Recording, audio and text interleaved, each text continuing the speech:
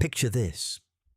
A small group of early humans crouched around a low fire 300,000 years ago somewhere in Africa. The wood on the fire came from whatever was nearby, not chosen, not tested, just gathered. And on this particular night, one of those branches happened to belong to a plant with psychoactive properties. Someone breathed in the smoke, not on purpose. And something in their brain for the very first time said, "That felt different. Remember this."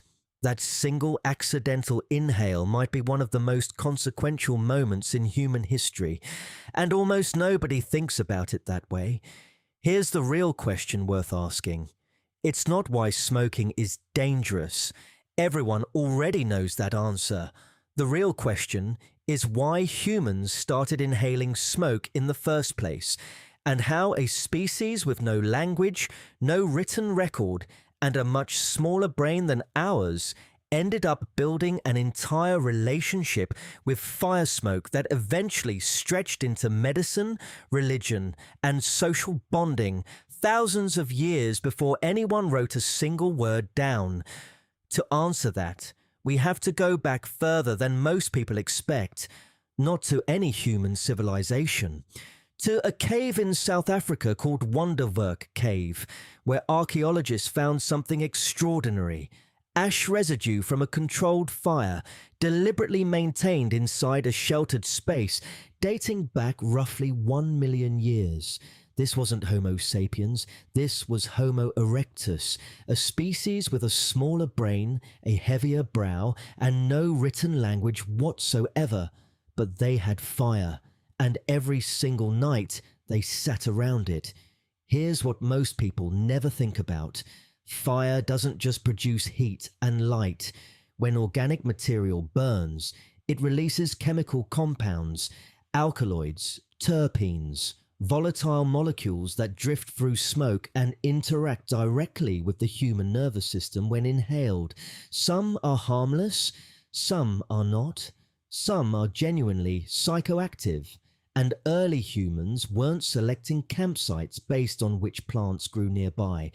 They were choosing based on shelter, water, and safety, which means sometimes, without knowing it, the wood feeding their fire came from plants that released compounds their brains had never encountered before. The first time that happened, nobody understood what was going on. Someone just felt different, lighter, strange, maybe a little frightened, probably both. But here's the thing, people tend to forget about our ancestors.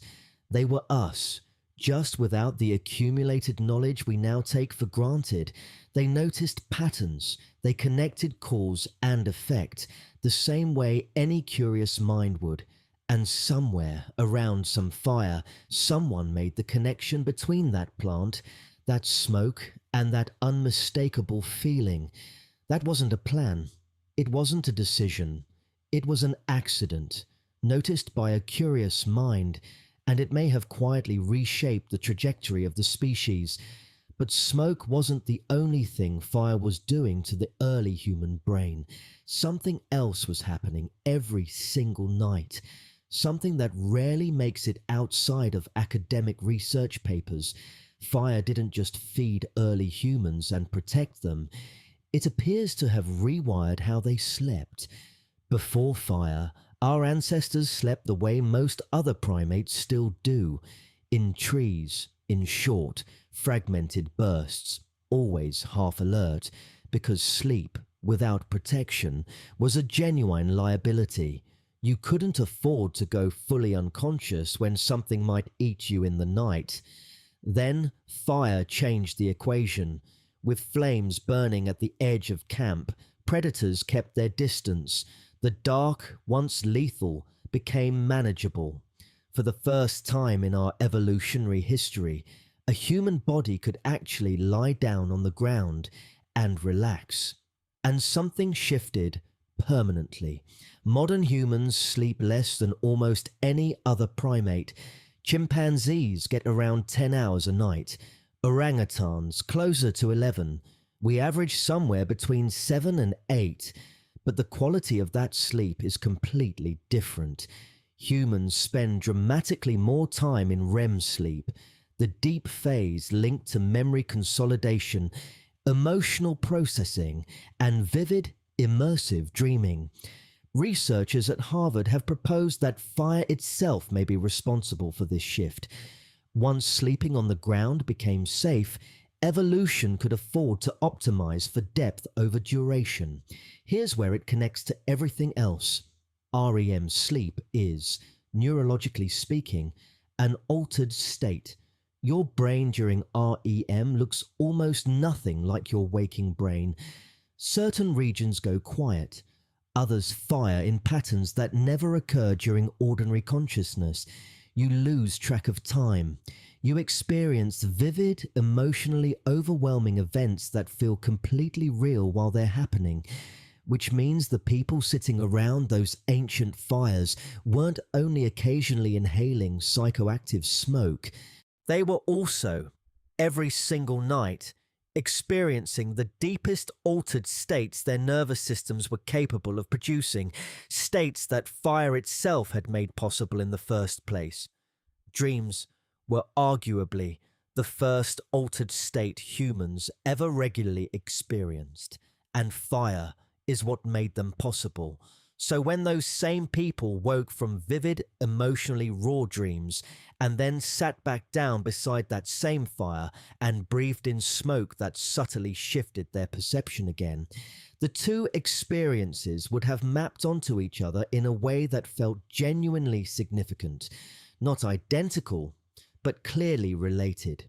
Both happened at the edge of firelight. Both left you with the sense that something important had just occurred, even if you couldn't fully explain what.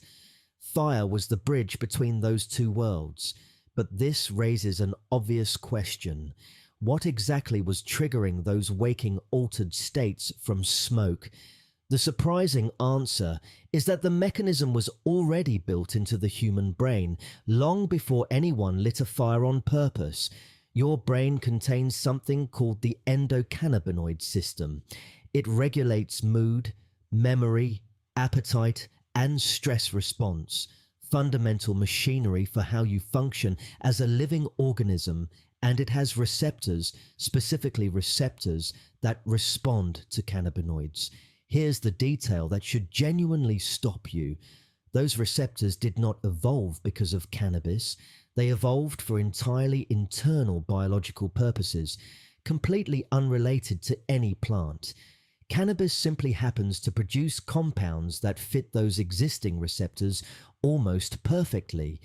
So the very first time an early human inhaled smoke from burning cannabis, and cannabis grows wild across large parts of Africa, Asia, and Europe, their brain didn't experience some confused, unfamiliar reaction. It had a strangely familiar one.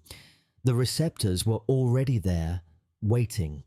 The compound simply activated a system that already existed in a way that was, to put it mildly, extremely noticeable. Noticeable enough to remember, noticeable enough to seek out again. This isn't speculative dramatization for the sake of a good story. It's a legitimate hypothesis taken seriously across multiple research fields. Given where early humans lived and how widespread psychoactive plants were, exposure to psychoactive smoke wasn't a remote possibility. It was essentially inevitable given enough time. The real question isn't whether this happened. It's when humans started doing it deliberately, on purpose. For that, we have a surprisingly specific answer from a burial site high in the Pamir Mountains, dating to around 500 BC.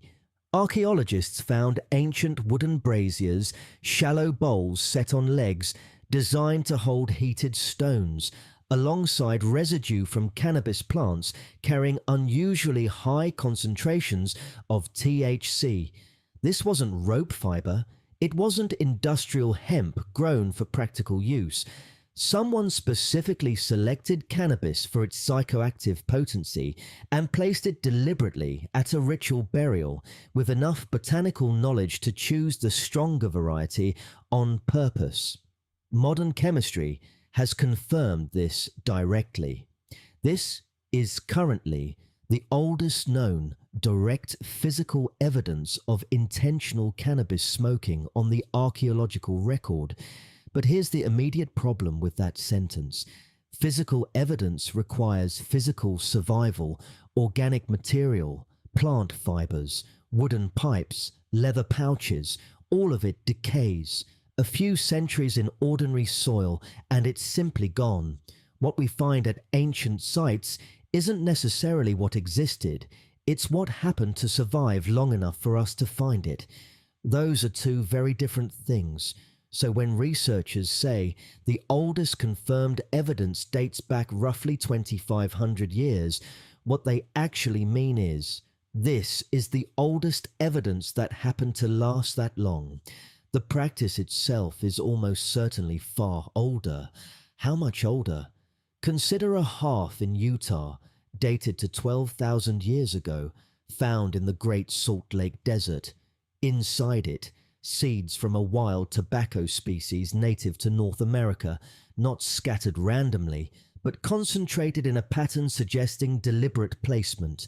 No pipes, no pottery, just tobacco seeds, deliberately placed in a fire 12,000 years ago.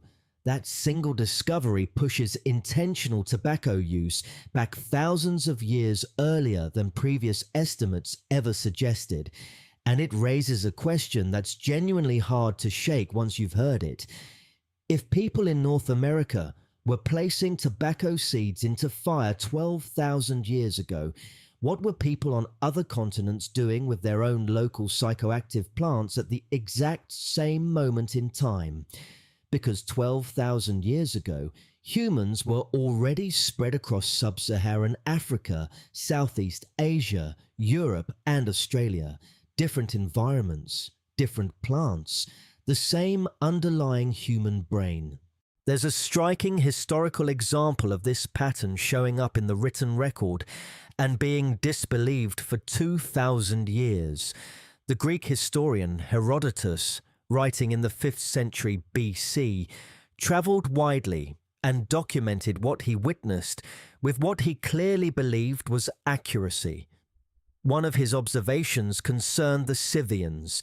He described them constructing small enclosed tents, heating stones until they glowed, throwing hemp seeds directly onto those stones, and sitting inside, breathing the resulting smoke.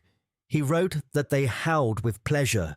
For centuries, historians read this account with a kind of polite skepticism, assuming Herodotus was likely exaggerating, perhaps describing an ordinary steam bath and adding dramatic flourish for effect. Then archaeologists actually excavated Scythian burial mounds and found bronze braziers, heated stones, hemp residue, precisely what Herodotus had described.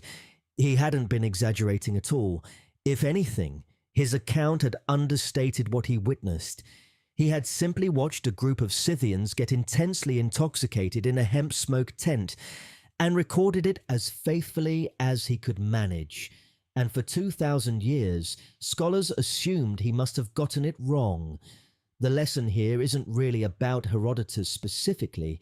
It's about how much of the ancient world we still misunderstand, and how frequently the things we feel confident we know turn out to be backwards. Now consider tobacco specifically, because almost everything most people assume about it is inverted from the historical truth.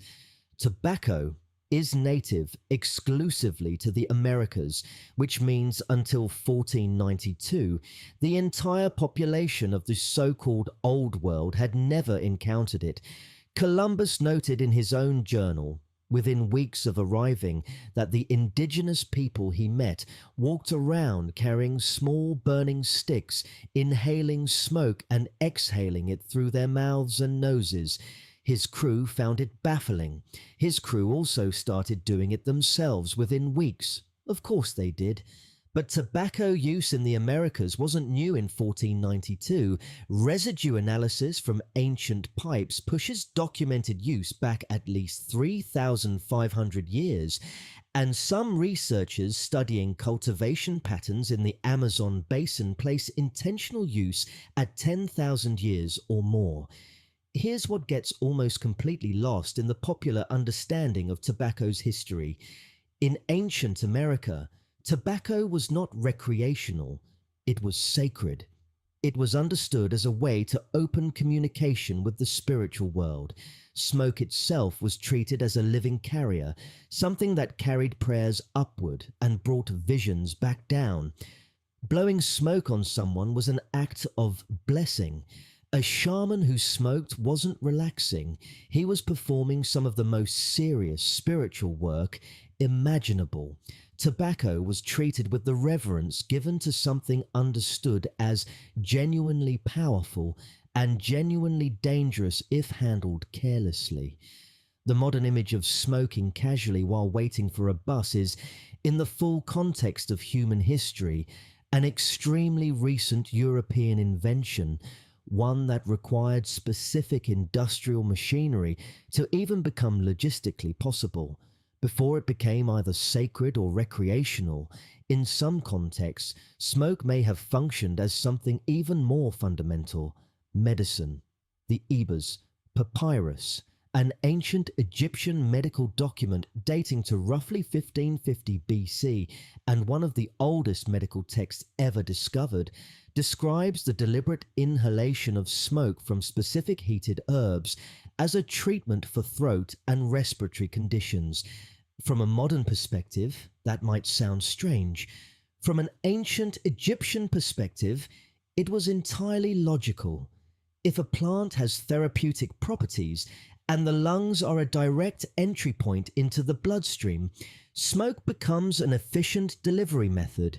The lungs absorb compounds quickly and directly. You are, in effect, building an inhaler, and we still use this exact principle today.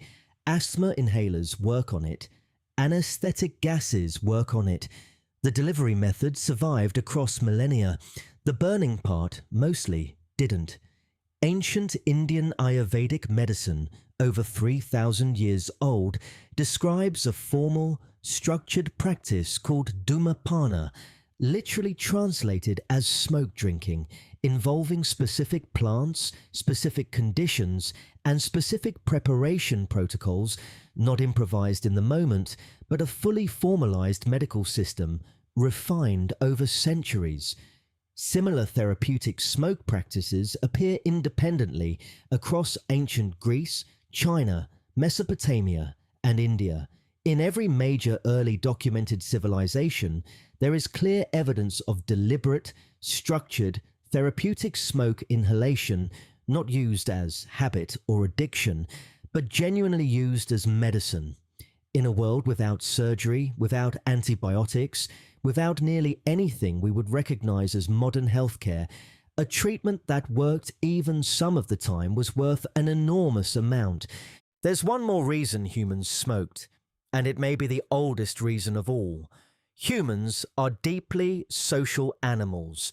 We evolved in groups, and group cohesion, the ability to trust one another, coordinate effectively, and move together as a unit, was never optional. It was a direct survival requirement. Modern neuroscience has found something genuinely striking here. Shared rituals appear to synchronize neural activity between participants. They measurably increase trust. They deepen group identity in ways that are biochemically real, not simply metaphorical or symbolic. So when a group of early humans sat together inside an enclosed space and collectively entered an altered state through shared smoke, something significant was happening beyond whatever the compounds were doing to each individual brain. The group itself was bonding in a way that would have been extremely difficult to replicate through almost any other means available to them at the time. Shared, intense experience produces a very specific quality of connection, mutual vulnerability, mutual trust, a sense of identity that extends beyond any single individual. Anyone who has been through something genuinely difficult alongside other people already understands this instinctively without needing a research study to explain it. The ritual smoke circle wasn't merely a gathering, it was social infrastructure. It was, in a very real sense, how early humans built the specific kind of trust that let them walk into dangerous situations alongside other people and genuinely believe those people wouldn't leave them behind. This function is likely older than medicine, older than spiritual practice, because group cohesion predates both of those as a raw survival requirement. And then Europe encountered tobacco and systematically stripped away nearly all of that original context. Within decades of 1492, tobacco had spread rapidly across the Old World. Within a single century, it was being traded globally. What indigenous American cultures had developed into a carefully managed, deeply ritualized practice over thousands of years was transformed in European hands into a mass commodity product in under 4 centuries. By the early 20th century, industrially manufactured cigarettes made tobacco consumption cheaper, more convenient, and dramatically more addictive than anything that had existed before it. Specific chemical compounds were deliberately added to accelerate nicotine absorption and speed its clearance from the human body. Not an accidental discovery of the addiction cycle, but a deliberately engineered one. The same plant, the same basic physical act, a completely transformed relationship to it. A shaman selecting cannabis specifically for its potency and placing it deliberately on heated stones at a sacred burial, working to connect the living to the dead through shared smoke, had almost nothing meaningfully in common with a tobacco company executive in 1960 signing off on advertising campaigns deliberately targeting children. Both involved smoke. Almost nothing else about them was remotely the same. So when did humans actually start smoking? The honest answer is that researchers are still actively working that out. The confirmed physical evidence takes us back roughly 12,000 years with real confidence, but exposure to psychoactive smoke through natural, uncontrolled fires likely stretches back far further, possibly to the very first sustained use of controlled fire, roughly 1 million years ago. What we do know with real certainty is this. By the time any human civilization developed writing, smoking was already ancient, already deeply ritualized, already thoroughly embedded in medicine, spirituality, and social bonding in ways that strongly imply centuries, if not millennia, of established practice before anyone thought to write any of it down. This behavior predates agriculture, it predates pottery, it predates every civilization you have ever studied in a classroom, and the underlying drive beneath it, the drive to seek altered states, to briefly cross the threshold between ordinary experience and something that feels larger than ordinary experience, appears to be a genuinely fundamental feature of human cognition, not some kind of evolutionary glitch or mistake. Ronald Siegel, a psychopharmacologist at UCLA, has proposed that the pursuit of altered consciousness functions essentially as a fourth biological drive, standing alongside hunger, thirst, and the drive towards sex. And it isn't limited to humans either.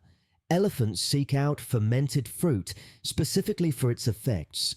Reindeer in Siberia eat psychedelic mushrooms and then, remarkably, drink the urine of other reindeer who ate them first, because the active compounds survive intact through that process.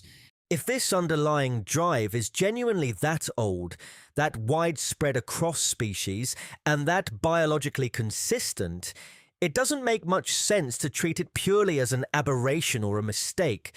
Our ancestors clearly didn't treat it that way. They built entire systems around it. Rituals, restrictions, layers of cultural meaning. They took something genuinely powerful and constructed a context around it that made it survivable, even valuable, across thousands of years. Then, comparatively recently, that surrounding context was almost entirely stripped away. The next time you're near a fire and catch that particular smell drifting through the air, something old stirs in you, whether you consciously notice it or not. Your nervous system is picking up a signal it has been quietly processing for a very long time. A signal that once meant warmth, safety, and community, the edge of a dangerous world made briefly manageable by controlled fire. The smoke itself hasn't fundamentally changed across all that time. What changed is entirely what we decided to do with it. And that long chain of decisions, stretching from a shaman's ritual tent all the way to an industrial cigarette factory, is the real distance between something that likely helped shape us into who we are as a species and something that, in its modern industrial form, has quietly been killing us ever since. Same fire. Completely different relationship to what came out of it.